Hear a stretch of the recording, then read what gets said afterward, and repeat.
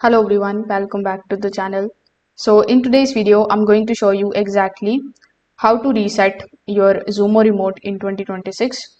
So first of all, if your remote is lagging, not pairing or completely unresponsive, a reset is usually something that you can do in order to fix it.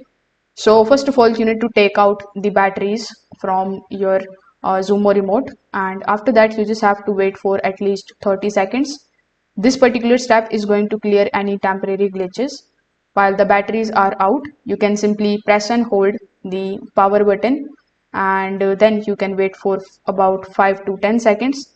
This is also going to help fully reset the remote's internal memory.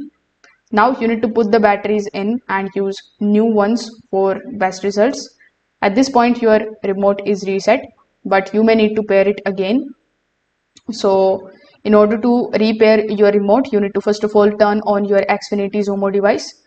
After that, you need to press the home button and the back button together for a few seconds until you see the pairing message on your screen.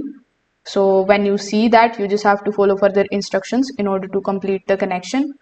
So if this video helped you out, make sure that you like this video and subscribe to the channel.